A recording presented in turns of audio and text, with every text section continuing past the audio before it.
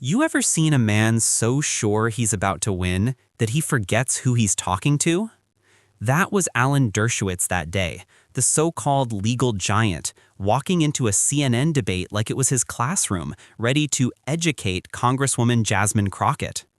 He came in with the look of a man who thought experience beats everything.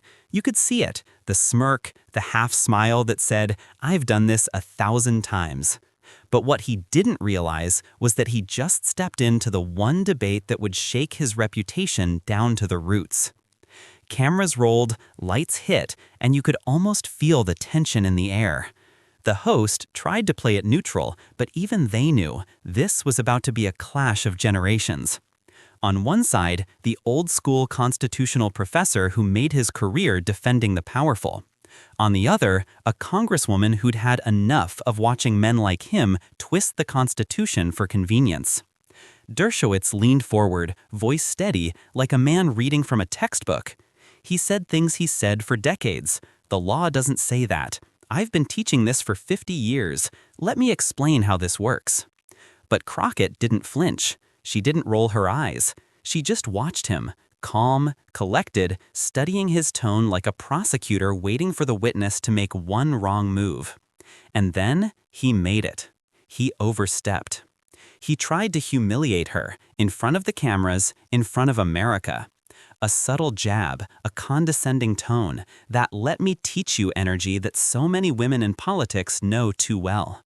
He smirked, leaned back, and thought he'd won the moment. The room shifted. You could see staffers glancing, audience members reacting. But Crockett didn't take the bait. She didn't raise her voice. Instead, she did something far more dangerous. She waited. You can almost feel it watching the clip, that quiet before the storm. Because when she finally spoke, it wasn't loud, it wasn't angry, it was surgical. She looked him dead in the eye and asked a question that changed the whole temperature of the room. And you could tell by the second she finished, Dershowitz had nowhere to go. No case law to hide behind, no fancy phrasing to twist. That one question cut right through his decades of debate armor, and you can see it. His expression froze, his words stumbled, and for the first time in that segment, the so-called professor looked like the student. But here's the wild part. The question itself wasn't complicated. It was the kind of question that only works if you actually understand the issue better than the person explaining it to you. That's what made it sting. Because Crockett wasn't just challenging a legal point, she was challenging an entire mindset. The mindset that power equals truth. The mindset that if you talk long enough, people stop noticing you're wrong. Now pause there, because this is where the story gets deeper. That question she asked, it didn't just expose a weak argument, it exposed a pattern. A pattern of how people like Dershowitz use legal language to protect those who twist the Constitution for their own gain. And when she asked it, you could almost feel something shift, not just in the room, but across the audience watching at home. Because this wasn't just a debate, it was a generational reckoning. Old power versus new truth. Legacy versus accountability. You can hear the subtle gasp from the panel. You can see Dershowitz's face go still, searching for words that didn't exist. And the host? That's the moment they knew. This wasn't the segment they planned. This was history replaying itself in real time. Crockett didn't gloat. She didn't smile. She just leaned back slightly, folded her hands, and let silence do the talking. That's power, when you don't have to shout to win. That's not performance, that's control. And that's the irony. Dershowitz thought he was walking into a friendly debate where he'd school a younger lawmaker. Instead, he walked into a cross-examination he couldn't pass. It's almost poetic. A man who made his life out of teaching others how to argue lost because he underestimated who was sitting across from him. But here's where things take a turn, because what happened after that question was even bigger. Clips started going viral. Commentators couldn't believe what they'd just seen. Tweets, TikToks, YouTube breakdowns, all with one common theme. She ended him with one question. And suddenly, that smug professor look that once defined authority became a meme for arrogance. Dershowitz's defenders tried to spin it. She misunderstood. He wasn't humiliated. It was a misunderstanding. But you can't talk your way out of what millions just watched happen. The internet called it the destroyed argument moment, because it wasn't just about legal points, it was about pride, about the illusion of superiority. And when Crockett exposed that, it wasn't just his argument that fell apart, it was his entire approach to public debate. And if you think that moment was big, wait till you see what happened when the media tried to cover it up. Because the silence that followed wasn't normal, it was strategic. And that's where we pick up next. Next, in Outline 2, we're diving into the question itself. The one line that ended a decades-long pattern of arrogance and why even Dershowitz's own colleagues couldn't defend what came next. Because when truth hits too hard for the headlines, that's when the real story begins. You ever seen a man talk himself straight into a corner? That's exactly what was happening when Alan Dershowitz went toe-to-toe with Jasmine Crockett. The man came in like he was bulletproof, decades of courtroom swagger, TV fame, Harvard titles, you name it. He thought all that prestige made him untouchable. But the truth is, no amount of experience can save you when you're up against someone who actually listens, waits, and strikes at the perfect second. From the moment he started, you could tell Dershowitz was in full lecture mode, voice raised just enough to sound professorial, throwing around legal jargon like confetti, quoting constitutional clauses like they were his personal gospel. Every few seconds, he'd cut her off with that smug half-laugh, that, "oh, you don't quite get it," tone that every viewer at home could feel through the screen. Crockett didn't bite. She sat still, eyes locked on him, not saying a word. You could see it, the patience, the restraint, the calculation. That's the thing about people who really know what they're doing, they don't waste energy on noise. And while Dershowitz was flexing, she was reading. Every gesture, every pause, every overconfident claim. She wasn't quiet because she was unsure. She was quiet because she was setting him up. The audience didn't see it yet. The commentators didn't see it yet. But if you've ever watched a courtroom, you know that silence from the sharpest person in the room means one thing. The hit is coming. And then, mid-sentence, she leaned in. Calm, controlled, and completely unbothered. "Professor," she said, "may I ask you one question?" The tone was respectful, but you could feel the shift immediately.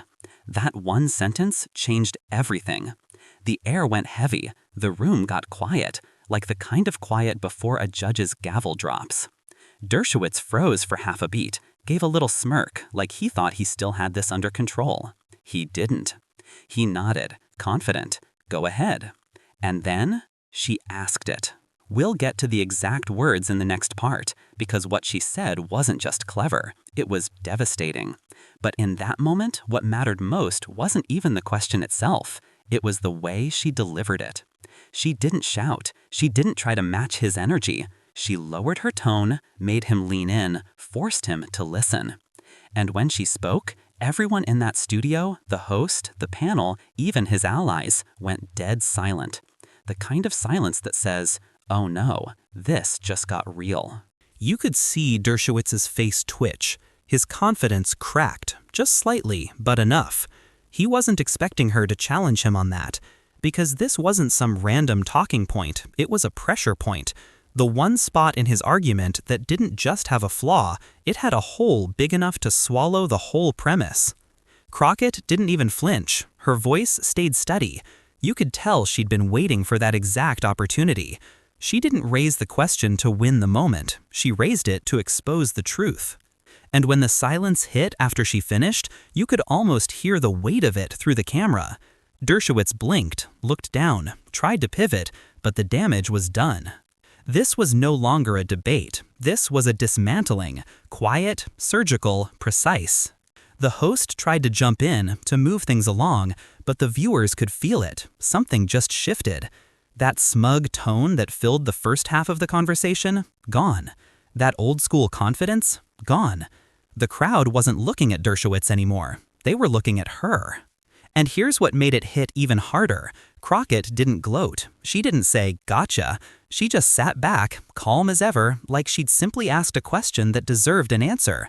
That's power. when you can make someone crumble without ever raising your voice. Meanwhile, you could see Dershowitz's team scrambling, faces in the background, glancing at each other, unsure whether to step in or let it play out. Even the commentators on the post-segment panels later admitted it. That question flipped the entire dynamic in seconds. Think about that. A man who's built his entire life on being the guy with all the answers suddenly didn't have one. And that's the magic of what Crockett did. She used his own style against him. Calm, logical, measured, but deadly accurate. She didn't argue feelings, she argued facts, and that's what caught him off guard. He came in to perform, but she came in prepared. What makes this so American, so deeply cultural, is how it reflects a bigger truth. This wasn't just about law, it was about pride. About how, in our politics, there's always someone who thinks their title makes them untouchable. But when you face someone who's actually done the work, who's lived the consequences of the policies you debate about from ivory towers, the truth always breaks through. That's what people felt when they watched this moment. Not just victory, vindication. Every viewer who's ever been talked over, underestimated, dismissed, they saw themselves in Crockett right then. She didn't just ask a question, she turned arrogance into silence. And that silence lasted, longer than it should have. The studio tried to fill it, but nobody wanted to move on, because they knew they'd just witnessed the shift. The professor had no comeback, and the congresswoman didn't need one. That's when the clip exploded. Millions of views, commentary breakdowns, political podcasts calling it the turning point. But even more than that, it became a moment that reminded people why authenticity still beats authority. The way Crockett asked that question, calm, fearless, surgical, it wasn't just a response, it was a warning shot. To every so-called expert who thinks debate is about domination, not truth. And if you think this was the peak, you're wrong. Because what happened next took even his allies by surprise. The aftermath wasn't just silence, it was fallout. Public, messy, and impossible to spin. Because when that one question landed, even the people on his side didn't know what to say next.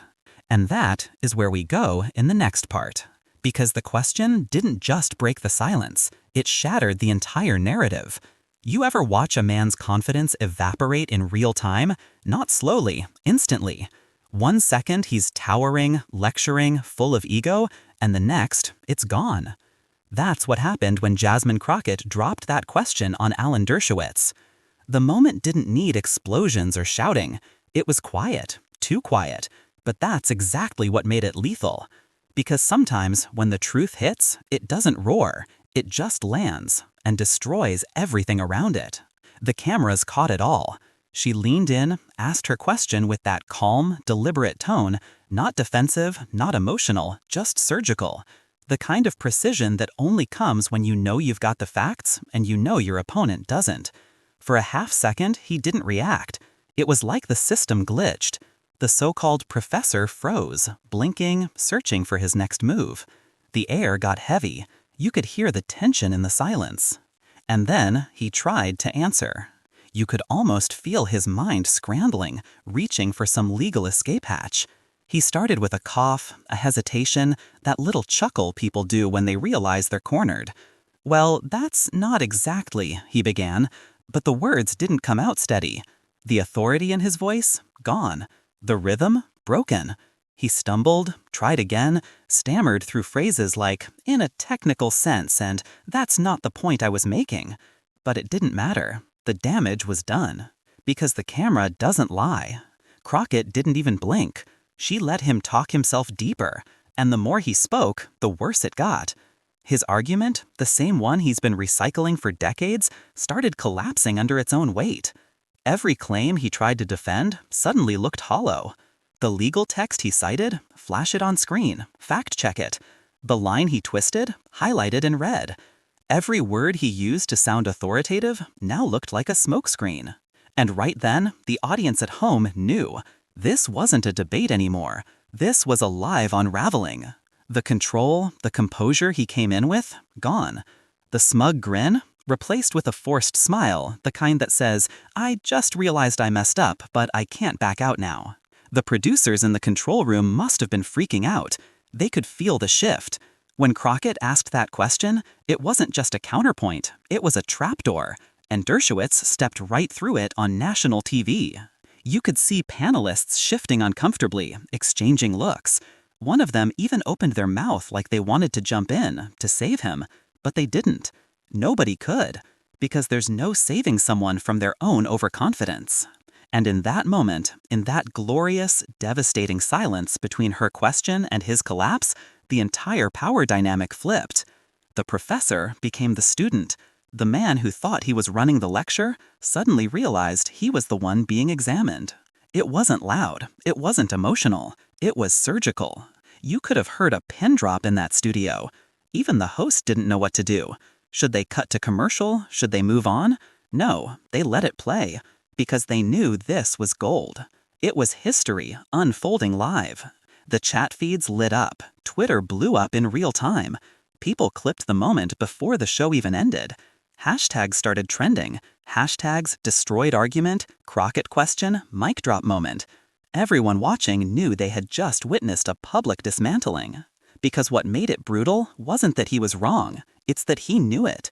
You could see it in his eyes. That flicker of realization that he'd underestimated her, underestimated the moment, and underestimated the truth. Crockett didn't gloat. She didn't even change her expression.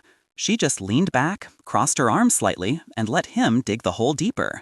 That's power. The kind that doesn't have to announce itself.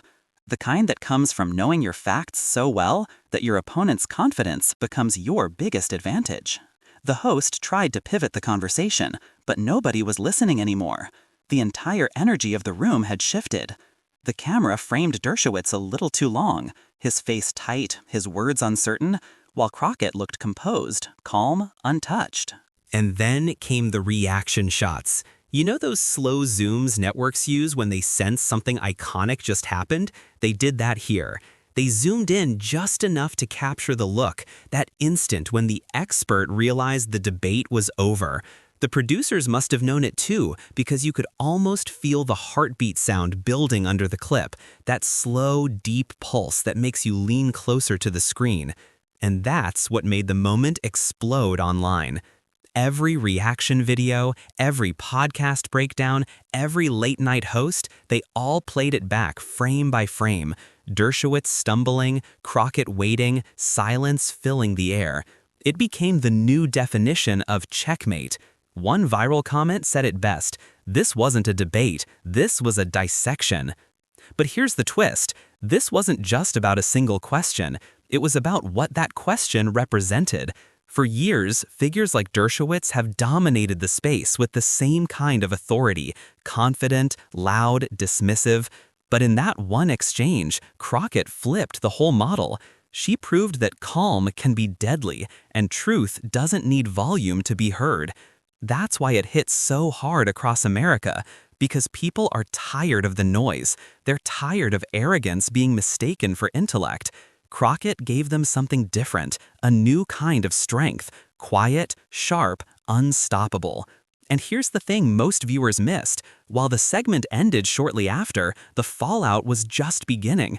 Because once the clip went viral, questions started swirling. Why did Dershowitz freeze? Why couldn't he answer? What was he hiding behind those fancy legal lines?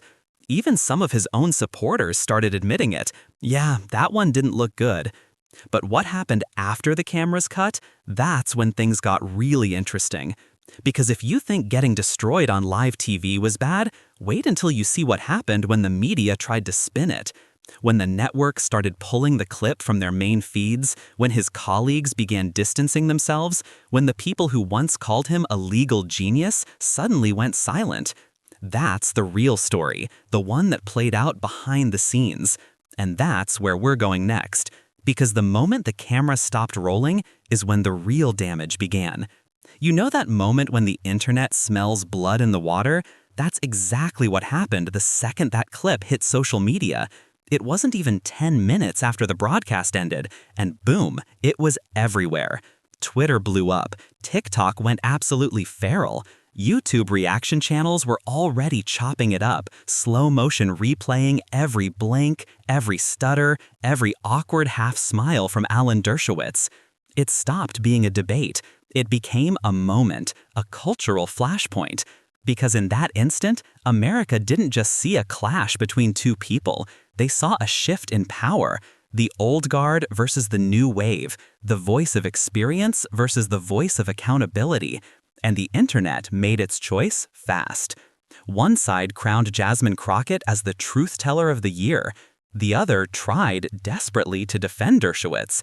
But no matter how many think pieces they dropped or how many legal blogs tried to explain it away, the clip said everything words couldn't. People were posting side-by-side screenshots, Crockett, calm, composed, razor-sharp, and Dershowitz, that frozen half-second where his brain was buffering, memes everywhere.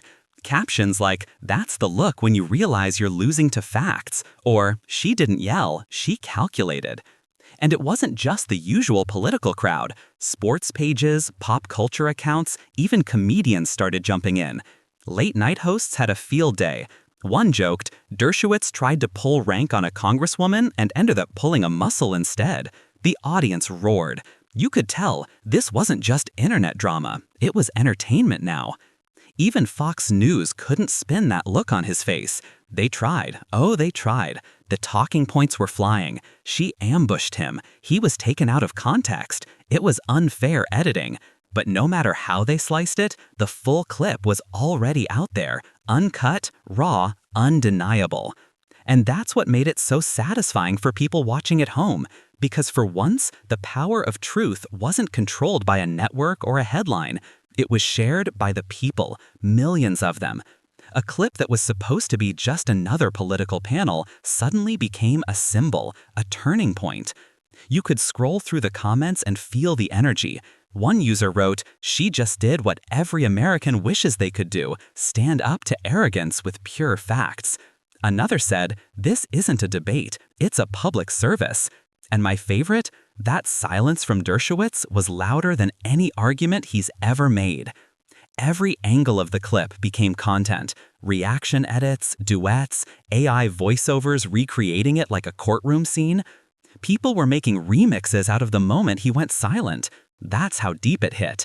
And it didn't stop there. The news cycle ran with it. CNN replayed it, MSNBC broke it down with panels, and even international outlets covered it.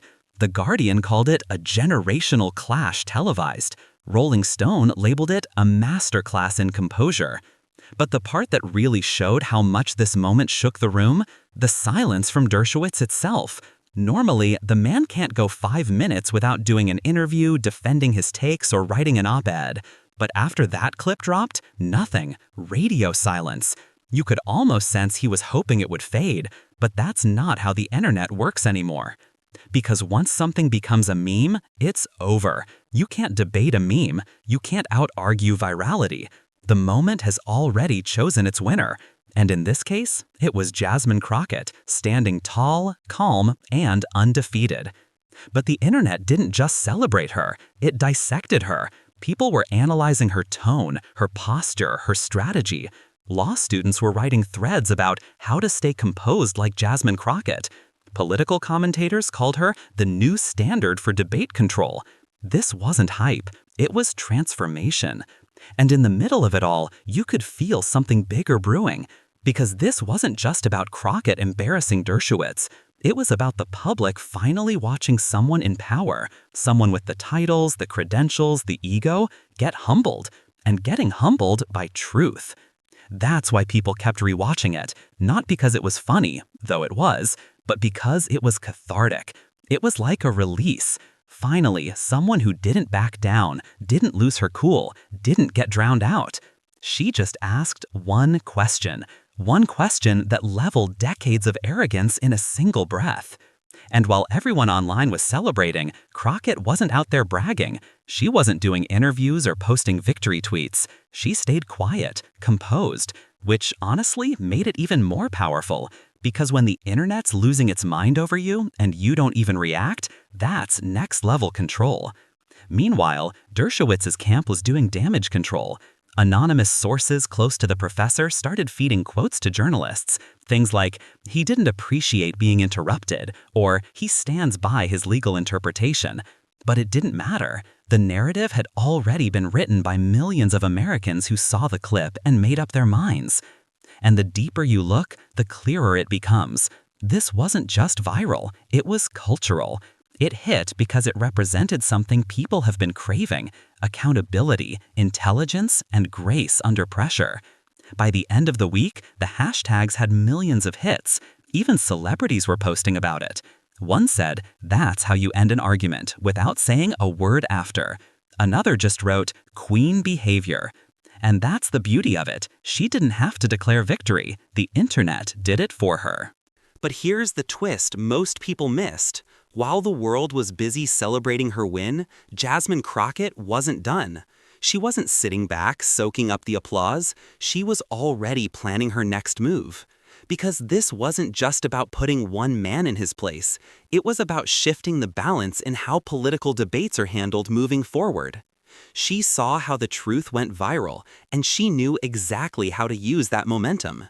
So yeah, the internet picked a side, but what Crockett did after that, that's where the story really turns. Because while social media was busy making memes, she was already making moves. And that's where we go next. Because the next chapter isn't about who went viral, it's about who took that moment and turned it into power. You ever seen somebody walk into a room thinking they own it, and then watch that same confidence crumble in slow motion? That's exactly what happened here. Alan Dershowitz came in swinging, years of credentials, decades of clout, all the legal jargon he could throw. But what he didn't realize was that confidence without competence is just noise. And Jasmine Crockett, she didn't bring noise. She brought preparation, calm, precision, the kind of control that makes even the loudest man in the room start second-guessing himself. This wasn't just a clash of opinions.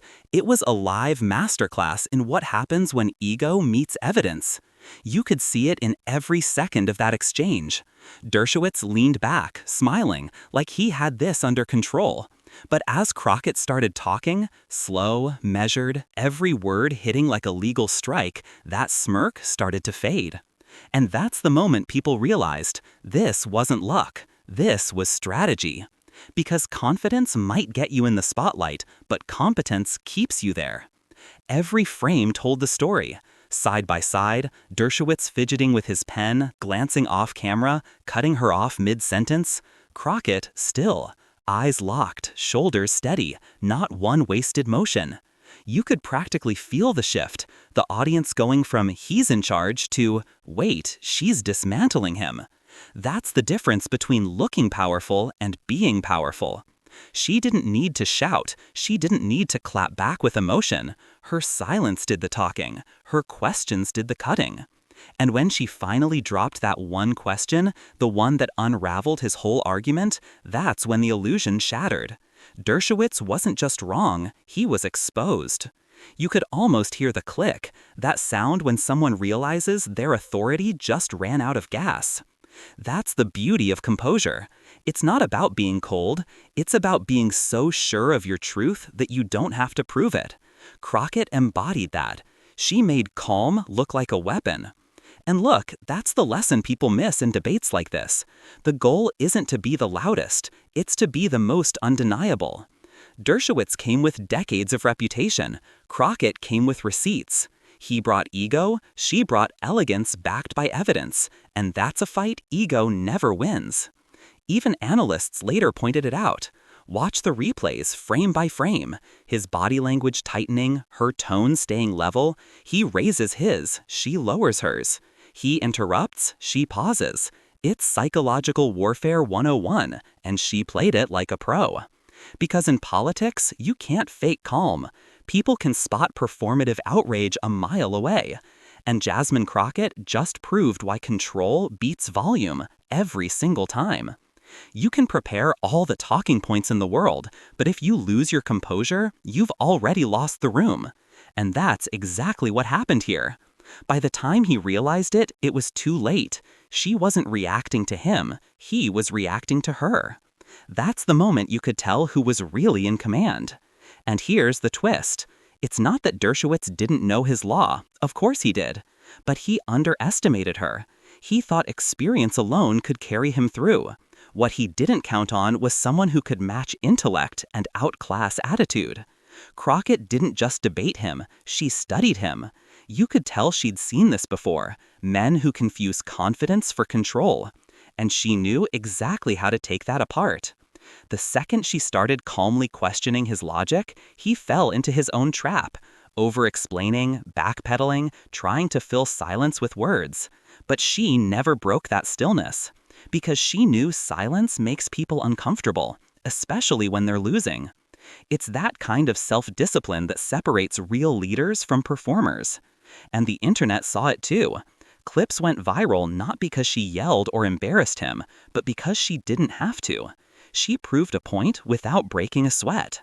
That's what hit people the hardest, because it wasn't just about a congresswoman owning a professor. It was about watching a shift, a generational moment where control, intellect, and patience beat old-school dominance. That's what competence looks like. And it's why this moment is still being replayed, analyzed, broken down, because it hit a nerve. It made people rethink what strength looks like. Strength isn't volume. Strength is presence. It's walking into a room and not needing to prove you belong there, because your work already did that for you. And that's what Crockett embodied, the quiet power that dismantles arrogance without ever raising a hand. It's poetic, really. Dershowitz came in to lecture. He left being taught. And the lesson wasn't his. It was for everyone watching. That no matter how loud the system gets, calm competence still wins in the end. Because when you're truly prepared, you don't argue to be heard. You argue to be understood. And when the smoke cleared, there was no question who understood the assignment. But here's the kicker. While the world was still talking about that debate, something else was already brewing behind the scenes. Because Crockett wasn't finished. That wasn't the final word. It was the setup for something even bigger. If you thought that was the end, wait till you see what came next. You ever seen silence hit harder than words? Like the whole room goes dead quiet and everybody knows something just shifted? That's exactly what happened after Jasmine Crockett's question landed.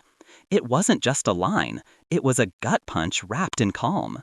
Alan Dershowitz had spent minutes trying to dominate, trying to flex decades of legal clout. And in 1 second, 1 sentence, she turned that entire narrative upside down.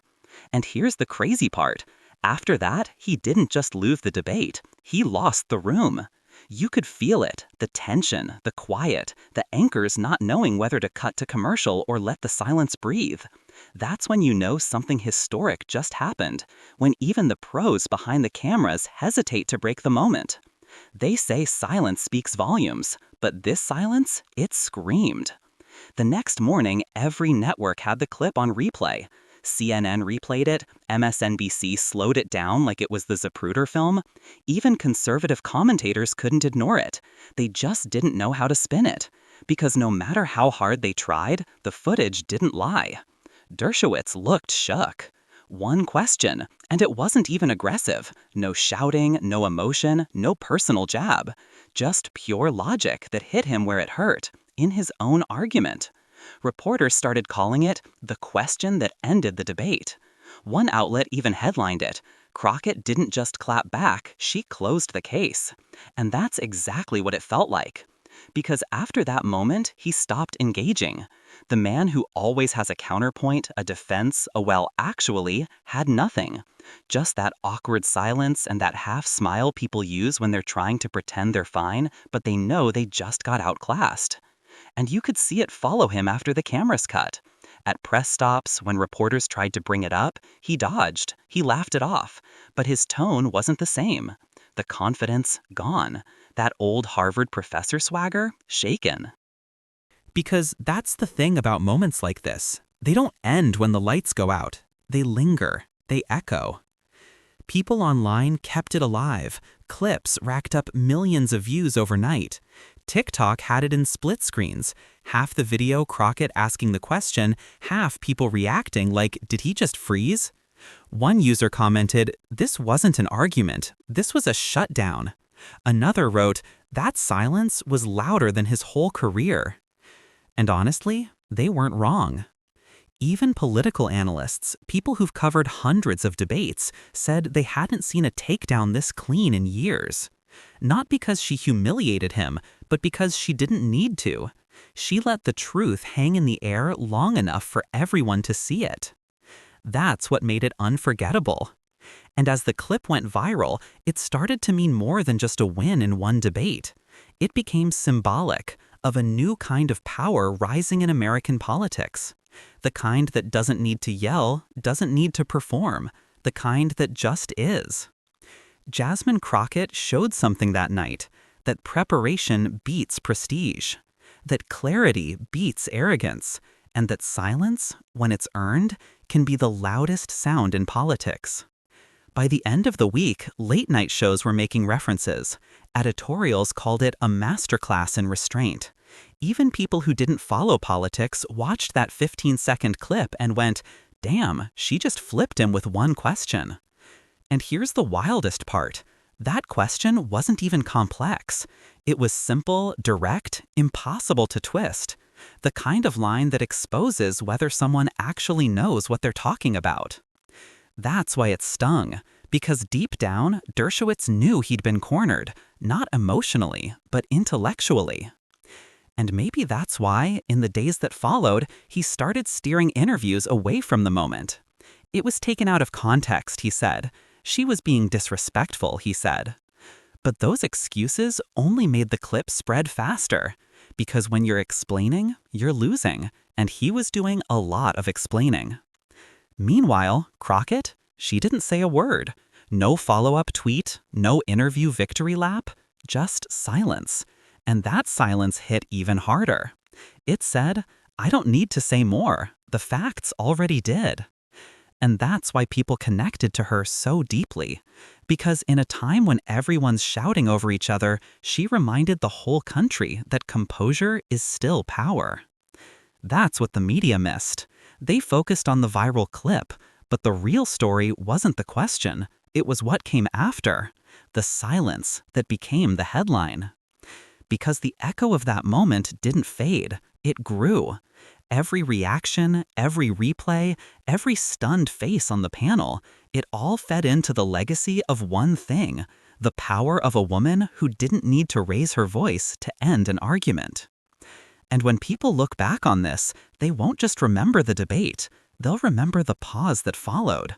That moment when a veteran professor, a man used to winning every conversation, was suddenly out of words.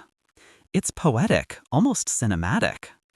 Because in every courtroom, every Congress, every televised showdown, there's always that one question that changes everything, that stops the noise, cuts through the pretense, and makes everyone go quiet.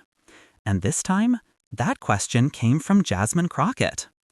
But here's the thing, that silence, it's still echoing. Because every time someone replays that clip, every time a pundit tries to explain it away, they're just reminding the world of what she did. And that's how you know a moment's bigger than the news cycle. It doesn't fade, it lingers, it defines. And this one's going to echo for a long, long time.